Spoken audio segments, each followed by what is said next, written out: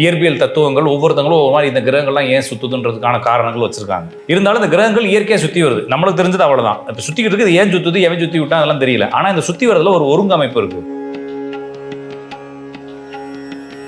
நீசம்னா கெட்டு போச்சுன்னு அர்த்தம். ஒரு கிரகம் இங்க கெட்டு போறது, அதெல்லாம் நம்ம தக்காளியா வச்சு ஃப்ரிட்ஜுக்குள்ள வைக்காம இருந்தா கெட்டு போறதுக்கு.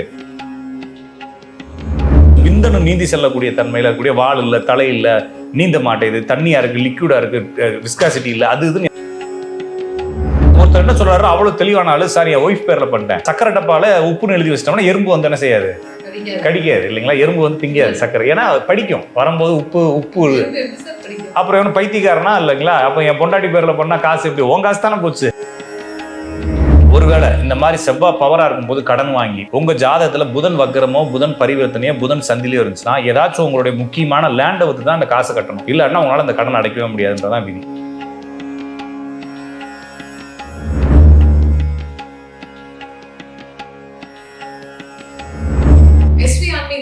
வணக்கம். நம்ம கூட இந்த வீடியோல ரஜனடைக்கா பார்த்தபன் சார் இருக்காரு. வணக்கம் சார். வணக்கம்ங்க, நேரில் அனைவருக்கும் வணக்கம். பொதுவா இந்த செவ்வாய் நீச்சம் அப்படின்னு சொல்றாங்கல்ல சார், அந்த செவ்வாய் நீச்சம் அப்படின்னா என்ன சார்? செவ்வாய் எல்லா கிரகத்துக்கும் உச்சம் நீச்சம் இருக்குங்க. அதாவது வந்து இப்போ ஆர்பிட்டல், அதாவது வந்து ஒவ்வொரு கிரகங்களும் சுற்றி வருது.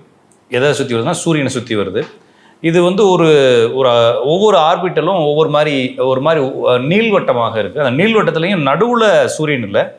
அது இது எதுக்காக சுற்றுது, இந்த காலம்ங்கிறது ஒரு சர்ஃபேஸு, இதுக்குள்ளே வந்து அதனுடைய திசை வேகத்தில் சுற்றி வரக்கூடிய கிரகங்கள் காலத்துக்குள்ளே சுற்றுதுன்ற மாதிரி ஒரு பெரிய இதுக்குள்ள ஒரு பெரிய இயற்பியல் தத்துவங்கள் ஒவ்வொருத்தங்களும் ஒவ்வொரு மாதிரி இந்த கிரகங்கள்லாம் ஏன் சுற்றுதுன்றதுக்கான காரணங்கள் வச்சுருக்காங்க. இருந்தாலும் இந்த கிரகங்கள் இயற்கையாக சுற்றி வருது, நம்மளுக்கு தெரிஞ்சது அவ்வளோதான். இப்போ சுற்றிக்கிட்டு இருக்குது, ஏன் சுற்றுது, எவன் சுற்றி விட்டா அதெல்லாம் தெரியல. ஆனால் இந்த சுற்றி வரதுல ஒரு ஒருங்கமைப்பு இருக்குது. ஒவ்வொரு கிரகம் ஒரு குறிப்பிட்ட வேகத்தில், அது ஒரு குறிப்பிட்ட வேகத்தில் அதனுடைய ஆர்பிட்டலில் அதே ஸ்பீடில் சுற்றும். நெருங்கி வரும்பொழுது கொஞ்சம் ஸ்பீடாகவும், கொஞ்சம் தூரம் போகும்போது ஸ்லோவாகவும் சுற்றும். இதை வந்து நீங்கள் வந்து கெப்லர் லா அப்படின்னு சொல்லி நீங்கள் இயற்பியலில் படிச்சிங்கன்னா தெரியும், இந்த கிரகங்கள் என்ன லாஜிக்கில் சுற்றுது. அப்போ இதே லாஜிக்கில் தான் செவ்வாய் சுற்றுது, இதே லாஜிக்கில் தான் பூமி சுற்றுது, இதே லாஜிக்கில் தான் குரு சுற்றுது. எல்லா கிரகங்களும் ஒரு லாஜிக்குள்ளே தான் இயங்குது. இதனுடைய வேகம், அந்த வேக மாற்றங்கள் இதெல்லாம் இருக்குது. இதில் சூரியன் நடுவில் இல்லாமல் ஒரு ஓரத்தில் இருக்குது. இந்த நீள்வட்டம் அப்படி ஒரு மாதிரி ஒரு பக்கம் அணைச்சி ஒரு பக்கம் நீளமாக இருக்கும். அப்போ இந்த கிரகங்கள் இப்போ உதாரணத்துக்கு இங்கே நான் இருக்கேன்னு வச்சுக்கோங்களேன், என்ன ஒரு கிரகம் சுற்றி வருது சரிங்களா, இப்படி சுற்றி வருது, இப்படி இங்கேருந்து ஆரம்பிச்சு இப்படி வருதுன்னு வச்சுக்கலாம். இது எந்த பக்கம் வந்துகிட்டு இருக்கு, என்னோட பார்வையில் என்ன நோக்கி வந்துகிட்டு இருக்கு சரிங்களா. ஓகே, இது போயிட்டு இப்படி சுற்றி வருதா, இப்போ என்ன நடக்குது, என்னை விட்டு விலகி போகிறது. அப்போ இப்படி வர்றது ஒரு மோஷன், இப்படி வர்றது ஒரு ஆமாம் கோயிங், இது கம்மிங். ஓகேங்களா. இப்போ என்னன்னா இது வந்து நியரஸ்ட் பார்ட். நம்ம சூரியனுக்கு ரொம்ப அருகாமையில் இருக்குது, அதில் பூமிக்கு ரொம்ப அருகாமையில் இருக்கக்கூடிய இடத்த வந்து அண்மை நிலைன்னு சொல்கிறாங்க, ரொம்ப நியரஸ்ட்டு. ஓகேங்களா. அப்போ இந்த இடத்த வந்து உச்சம்னு சொல்கிறாங்க. அடுத்து டூ ஃபார், ரொம்ப தூரமாக இருக்குது. அப்போ இந்த நீள்வட்டம் வந்து பக்கத்தில் இருந்து தூரமாக போகுது இல்லைங்களா, அது வந்து போய் அந்த இடத்துல நின்று திரும்பி வர மாதிரி ஒரு ஃபீல் கொடுக்கும். அப்போ போய் திரும்பி வர மாதிரி ஒரு ஃபீல் கொடுப்பதையும், ரொம்ப அருகாமையில் இருக்கக்கூடிய அந்த ஆர்பிட்டில் எது ரொம்ப நம்மளுக்கு நியரஸ்ட்டில் இருக்கோ அதை வந்து உச்சம்னோ, எது ரொம்ப தூரத்தில் இருக்கோ அதை நீசம்னு சொல்கிறாங்க. அப்போ இந்த உச்சம் நீசம் என்பது கிரக தூரங்கள், கிரகங்களுடைய இயக்கங்கள், இதனுடைய அடிப்படையில் அந்த கிரகங்கள் வந்து சில மாற்றங்கள் அடையுதுன்னு சொல்கிறாங்களே தவிர, இப்போ என்ன நினைக்கிறாங்கன்னா நீசம்னு உடனே அந்த கிரகம் கெட்டு போச்சுன்னு நினைக்கிறாங்க. சொல்லுங்களா. அப்போ நீசம்னா கெட்டு போச்சுன்னு அர்த்தம், அப்படி எதுவும் இல்லை. ஒரு கிரகம் இங்கே கெட்டு போகிறது, அதெல்லாம் நம்ம தக்காளியாக வச்சு ஃப்ரிட்ஜுக்குள்ள வைக்காமல் இருந்தால் கெட்டு போகிறதுக்கு அதெல்லாம் இல்லை. எந்த கிரகம் கெட்டு போகாது, அதனுடைய குணங்களும் மாறாது. அது என்னன்னா அதனுடைய குணத்தில் ஏதோ ஒரு புதுமையான தன்மையை வெளிப்படுத்துகிறது. அப்போ சாதாரண செவ்வாய் ஒன்றுமே இல்லாமல் இருக்குன்னா அதுக்கு எந்த தன்மையும் கிடையாது. உச்சமானாலும் ஒரு முக்கியத்துவம், நீசமானாலும் ஒரு முக்கியம், ரெண்டுமே ஒரே தன்மை தான். அப்போ ஒரு கிரகம் உச்சமானாலோ நீசமானாலோ அதனுடைய நெகட்டிவ் மற்றும் பாசிட்டிவ் தன்மையில தரும், கண்டிப்பாக தரும். செவ்வாய் அப்படிங்கிறது அது யார் ஜாதகமாக இருந்தாலும் உடல் நலத்தினுடைய ஆரோக்கியத்தை குறிப்பது செவ்வாய் தான். அப்போ செவ்வாய் வந்து பலமாச்சுன்னா கண்டிப்பாக அவருக்கு ஆரோக்கிய குறைபாடை கொடுத்துரும். இப்போ நான் சொல்கிறது உங்களுக்கு புரியுதுங்களா. அதாவது வந்து இப்போ நான் இருக்கிறேன், நான் போய் ஏதாச்சும் ஒருத்தர் வந்து என்னை ஃபாலோ பண்ண ஆரம்பிச்சிட்டாரு, அவர் என்னை கண்ட்ரோல் பண்ணுறாருன்னா நான் எங்கே போகணும், இப்போ ஒருத்தர் படத்துலலாம் காட்டுறோம் இல்லைங்களா, லெஃப்ட்டில் திரும்ப, அந்த ஆட்டோவில் ஏறு, அந்த பஸ்ஸில் ஏறு, அவங்க வருவாங்க, அவங்கள்ட்ட ஒரு 500 ரூபா கொடு இப்படின்னு சொல்லி ஒருத்தர் ஃபாலோ பண்ணிட்டு அதுமாதிரி கதையெல்லாம் பார்த்துக்கலாம். அது மாதிரி நம்ம கிரகங்கள் நம்மளை ஃபாலோ பண்ண ஆரம்பிச்சோம், நம்மளை கைட் பண்ண ஆரம்பிச்சோம். அந்த கிரகத்தினுடைய பாசிட்டிவ் தான் நடக்கும், அந்த கிரகத்தினுடைய நெகட்டிவ் தான் நமக்கு நடக்கும். அப்போ ஒரு ஜாதகத்தில் செவ்வாய் பவர் ஆகிட்டா ஆரோக்கியத்தை குறிக்கக்கூடியது செவ்வாய். அப்போ செவ்வாய் பவர் ஆகிட்டா என்ன அர்த்தம், அவன் ஆரோக்கியத்தை குறித்து அவன் குழம்பிக்கிட்டே இருக்கணும். என்ன செய்யும் அவனை, அவ்வளவுதான். ஒருத்தருக்கு ஹெல்த் நல்லா இருந்தா எவனாச்சும் எனக்கு ஹெல்த் ரொம்ப நல்லா இருக்குன்னு இப்போ குழம்பு போறதில்ல. அவனுக்கு என்ன பிரச்சனை, ஹெல்த் இஷ்யூ வந்தால் தானே அவன் குழம்புவான். அப்போ ஆரோக்கியத்தை நோக்கி ஓடிக்கிட்டே இருக்கணும். அப்போ ஆரோக்கியத்தை நோக்கியோ இல்லைனா ஆரோக்கியத்தை பற்றி கவலைப்பட்டுக்கிட்டே இருக்கணும்னா ஒன்று அவன் என்னவா இருக்கணும்னா ஹெல்த் கான்சியஸாக இருக்கணும். ஹெல்த் கான்சியஸ்னா என்னென்ன இருப்பாங்க நீங்களே சொல்லுங்க. ஹெல்த் கான்சியஸாக ஒருத்தர் இருக்கணும், நல்லா கரெக்டாக இதுக்கு சாப்பிட்றவன், எக்ஸசைஸ் பண்ணுறவன், வாக்கிங், இந்த ரொம்ப ஃபிசிக்கல் ஃபிட்னஸில் இருக்கிறவன் கான்சியஸாக இருப்பான். இன்னொருத்தன் நோயாளி கான்சியஸாக இருப்பான். அப்போ செவ்வாய் பலமாசம் அது ரெண்டில் ஏதாச்சும் ஒன்று அவங்களுக்கு கொடுத்துரும். நான் சொல்கிறது புரிஞ்சுக்கிட்டீங்களா? அப்போ வாழ்க்கை ஃபுல்லாக நீங்கள் செவ்வாயை நினச்சிக்கிட்டே இருக்கணுன்றவன் அந்த வேலையை சம்பவத்தை செஞ்சு விட்டுருவாரு. அப்போ செவ்வாயை நினைக்கணும்னா என்ன மாதிரி நினைக்கணும்? ஒன்று உடம்பு ரீதியாக நினைக்கணும். அப்படி ஒன்று அதை என்ன சொல்கிறேன்னா, ஒன்று நீங்கள் லாயர் ஆகணும், இல்லாட்டினா குற்றவாளி ஆகணும். நீங்கள் கோர்ட்டுக்கு போகணுன்றது விதி, ஓகேங்களா? அப்போ உங்களை லாயர் ஆக்கி விட்டுரும், இல்லைன்னா குற்றவாளி ஆக்கி விட்டுரும். ரெண்டில் ஏதாச்சும் ஒன்று செஞ்சிடும். அப்போ ஒரு செவ்வாய் பலமானவன், யாரெல்லாம் செவ்வாய் நீசமாக இருக்கோ பார்த்தீங்கன்னா நிறைய செவ்வாய் நீசமான டாக்டராக இருப்பாங்க. ஒன்று அவர் மருத்துவர் ஆயிடணும், இல்லைன்னா நோயாளி ஆயிடணும். அவருக்கு வேலை ஆஸ்பத்திரியில் தான், இல்லைங்களா? அப்போ செவ்வாய் யாருக்கெல்லாம் பலமாகுது, பலம்ன்றது உச்சமும் தான் நீசமும் தான். அப்போ யாருக்கு செவ்வாய் உச்சமோ நீசமானாலும் அவர்களுக்கு மருத்துவ ரீதியான பிரச்சனை கொடுக்கும். ஒன்னொன்று அவங்க நம்பிக்கையில் துரோகத்தை, இப்போ நம்பிக்கை வழியாக அவங்க ஒருத்தர் நான் நம்புகிறேன், அதை நம்பிக்கையை அந்த ஏன்டா நம்புனேன்னு யோசிக்கணும். அந்த நம்பிக்கையை பற்றியே யோசிச்சுக்கிட்டே இருக்கணும். என்ன நடக்கணும்? அங்கே துரோகம் ஆகணும். அவனை ஏமாத்திட்டு ஒன்றா தான் நான் பற்றி நினைப்பேன். அப்போ நம்பிக்கை துரோகத்தை ஏற்படுத்தும். யாருக்கெல்லாம் செவ்வாய் நீசமாக இருக்கும் அவங்களுக்கு நம்பிக்கை துரோகம் கண்டிப்பாக நடக்கும். அப்போ செவ்வாய் யாருக்கெல்லாம் நீசமோ உச்சமோ இருக்குன்னா அவங்களுக்கு கண்டிப்பாக துரோகம் நடக்கும். பார்ட்னர்ஷிப்பு அப்போ நம்பிக்கைங்கிறது என்னது? நீங்கள் நம்பி எதுலனா பணம் போடுறீங்கன்னா ஷேர் மார்க்கெட்டில் போடுறீங்க. எனக்கு தெரிஞ்சு ஒருத்தர் ஃபஸ்ட்டு ஒரு 2 கோடி ரூபா போடுறாரு பிட்காயினில், கிரிப்டோ கரன்சி ஏதோ ஒன்று 2 கோடி ரூபா போடுறாரு. 2 கோடி ரூபா போடுறாரு, போட்டுட்டு அதை பணத்தை எடுக்கிறப்ப லாக் ஆயிடுச்சு.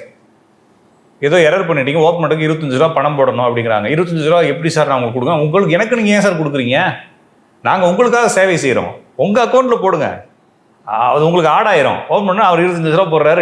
2 கோடி 20 லட்சம் ரூபா 25 ரூபா இருக்குது. சந்தோஷமாயிருச்சு, ஓப்பன் ஆயிடுச்சு இல்லைங்களா? ஓப்பன் ஆயிடுச்சு. திருப்பி அவர் எடுக்கிற ட்ரை பண்ண திருப்பி க்ளோஸ் ஆகுது. அவர் 10 கோடி ரூபா வரைக்கும் போட்டு பார்த்துருக்காரு, எடுக்கவே முடியல. 9 கோடி ரூபா வரைக்கும் போட்டிருக்காரு. கடைசி 9 கோடி ரூபாய்க்கு மேலே தான் அவருக்கு என்ன நடந்ததுன்னா நம்மளை எவனை ஏமாத்திட்டு இருக்கான்னு புரிஞ்சிருக்குது, சரிங்களா? அப்புறம் இங்கேருந்து டெல்லியில் ஆளுகளாம் அதுக்குன்ற ஆளுகளாம் வச்சு பேச்சுவார்த்தை நடத்தி அதை சரி பண்ணலான்றப்போ ஒருத்தர் என்ன சொல்லிக்கிறாங்கன்னா 80 லட்ச ரூபா கொடுங்க. ஏன்னா 9 கோடி ரூபா மேட்ரு. 9,000 ரூபாய்க்குனா நீங்கள் எவ்வளோ கமிஷன் வாங்குவீங்க? 9,000 ரூபா வாங்குவீங்க. 8 கோடி ரூபாய்க்கு எவ்வளோ வாங்கணும்? 80 லட்ச ரூபா வாங்கி கேட்டிருக்கான். இவர் என்ன செஞ்சாங்க? 8 கோடி ரூபா வரணும் இல்லையா, 9 கோடி ரூபா வரணும் இல்லையா, 80 லட்ச ரூபா தானே கொடுத்துட்டாரு. அவன் வாங்கினவங்கன்னா அதுக்கப்புறம் ஃபோன் அட்டன் பண்ணல, எதுவும் பண்ணல. 9 கோடி ஆச்சு, 10 கோடி ஆச்சா? இப்போ என்ன ஆகிப்போச்சுன்னா என்கிட்ட வந்து அந்த காசு எப்போ கிடைக்குன்னு கேட்குறாரு ஜாதகம் பார்க்க வந்தவர். இது எப்படி கிடைக்கும்? ஆட்டை போட்டு போயிருக்கா, அது கூட தெரியாமல் இத்தனை நாள் வரைக்கும் இருக்கிறார். அப்போ இவர் அப்புறமா தான் ரியலைஸ் பண்ணுறாரு. அப்போ என்னுடைய ஃப்ரெண்ட் ஒருத்தர் இருக்கார், அவரை வச்சு நீங்கள் பேசுங்க, இவர் வந்து ஃபினான்ஷியல் அட்வைஸ் கொடுப்பாரு அப்படின்னா. அவர் எனக்கு மெசேஜ், சார் இருந்தாலும் ஏமாந்துக்கிறாரு சார், ஃபேக் ஒரு ஆப் ஓப்பன் பண்ணி இவருக்குன்னே ஒரு ஆப் கிரியேட் பண்ணிக்கிறான். இப்போ நீங்கள் என்கிட்ட காசு போடுறீங்கன்னா, இப்போ உங்கள்கிட்ட கோடிக்கணக்கில் அடிக்க போகிறேன்னா உங்களுக்காக நான் ஒரு ஆளை வச்சு ஆப்பே ரெடி பண்ணுறது. சரி, நான் சொல்கிறது புரிஞ்சுக்கிங்களா? நீங்கள் வந்து எங்கே கொண்டு போய் வெரிஃபை பண்ண தேவையில்லை, நான் வெரிஃபை பண்ணால் ஓகே ஆகுமே, நானே ஒரு ஆப் டிசைன் பண்ணி உங்களை ஏமாத்துறது மாதிரி இது மாதிரி விஷயங்களை செவ்வாய் இருக்கவங்க மாட்டிக்குவாங்க, ஓகேங்களா? அப்போ ஏமாற்றங்கள், கிரிப்டோ கரன்சி, பிட்காயின், யாரெல்லாம் ஷேர் மார்க்கெட்டில் எனக்கு எல்லாம் தெரியும் சார், என்கிட்ட கிளாஸ் என்கிட்ட ஜாதகம் பார்க்குறவங்க எனக்கு எல்லா கிளாஸும் தெரியும், நிறைய கிளாஸ் போயிருக்கேன் சார். அப்படியே இண்டெக்ஸ் எங்கே போகும், அது நிஃப்டி எங்கே போகும் எல்லாம் எனக்கு தெரியும். காப்பர் போகுமா, கோல்டு போகுமா, எல்லாம் உலக சந்தை, பங்கு சந்தை என்னுடைய விரல் நுனியிலேன்னு எவ்வளோ லாஸ் ஆகினா 40 லட்சம் தான் லாஸ் ஆகிருக்கு. அது கற்றுக்கிட்டேன் சார், இனிமேல் பாருங்கள் சூப்பராக இருப்பேன். ஐயோ காசு மீதி காசு போயிருக்கேன்னு சொன்னால் கேட்க மாட்டாங்க. அப்போ ஏமாற்றங்கள் அடைவது, நம்பி ஏமாறுறது, யாரெல்லாம் ஷேர் மார்க்கெட்டில் பணம் போடுறாங்களோ அவங்களாம் ஏமாற்றுறது தான் செவ்வாய் பவராக இருக்குது. அப்போ செவ்வாய் உச்சமானாலும் பவர், நீசமானாலும் பவர், சிலர் வக்ரமானாலும் பரிவர்த்தனையானாலும் இதே வேலையில் நடக்கும். முக்கியமாக இது வந்து உடல் நலத்தை கெடுக்குது, நம்பிக்கையை கெடுக்குது, நட்பு ரீதியான பிரச்சனையை போடுது, அப்புறம் அண்ணன் தம்பியை பிரச்சனை கொடுக்கும். இது வந்து நீங்கள் இருக்கலாம், இல்லாமல் இருக்கலாம். நீங்கள் பிஸ்னஸ் பண்ணாமல் இருக்கலாம், ஷேர் மார்க்கெட்டில் பணம் போடாமல் இருக்கலாம், நண்பனே இல்லாமல் வாழ்ந்துடலாம். பெண்களுக்கு கணவனுடைய வாழ்க்கையை கெடுக்கும். ஒருவேளை பெண் ஜாதகத்தில் செவ்வாய் நீசமாக உச்சமாக இருந்தால் அவங்க குடும்ப வாழ்க்கை அவ்வளோ சிறப்பாக இருக்காது. ஒருவேளை அவங்களுக்கு ஒரு 28 வயசுக்கு மேலே கல்யாணம் ஆச்சுன்னா ஓகே, 28 வயசுக்கு மேலே கல்யாணம் ஆச்சுன்னா கண்டிப்பாக ஏதாச்சும் ஒரு பிரச்சனை கொடுக்கும். ஒன்றும் பிரச்சனை இல்லையா? ஆணுக்கு என்ன கல்யாணம், யாராச்சும் ஆம்பளை கல்யாணம் பண்ணால் பிரச்சனை வரும். இப்போ ஆணே ஆணை கல்யாணம் பண்ணாருன்னா பிரச்சனை வரும். அவங்களாம் நம்ம வந்து கணவன்ற வார்த்தையை தான் செவ்வாய் குறிக்குது, சரிங்களா? இதே இந்த செவ்வாய் நீசமான பெண்கள் குழந்தை பிறப்பு சம்பந்தமான இந்த யூட்ரஸ் பிரச்சனைகள், இரத்த சோகை, அனிமிக் ஆகிறது, இந்த மாதிரி பிரச்சனைகளை சந்திப்பாங்க. அதனால வந்து இந்த பிசிஓடி, ஃபைப்ராய்டு, இது மாதிரி கட்டிகள்.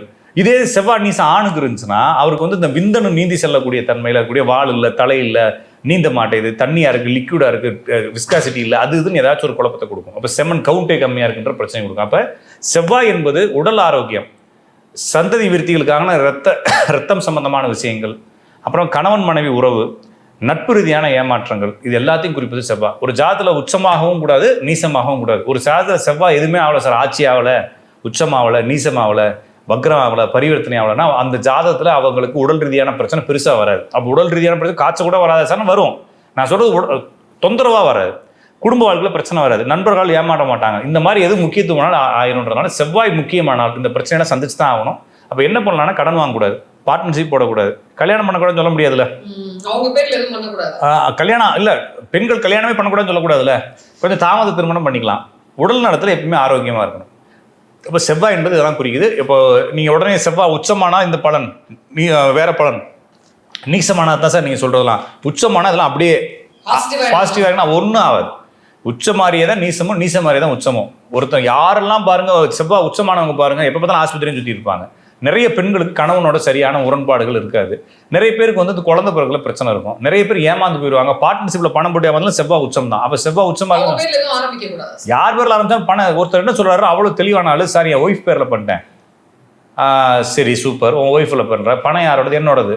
அப்போ ஒய்ஃப் பேரில் பணம் ஒய்ஃப் பேரில் இருக்குல்ல. அப்போ என்னன்னா சக்கரை டப்பால உப்புன்னு எழுதி வச்சிட்டோம்னா எறும்பு வந்து என்ன செய்யாது, கடிக்காது இல்லைங்களா. எறும்பு வந்து திங்காது சக்கரை, ஏன்னா படிக்கும் வரும்போது உப்பு.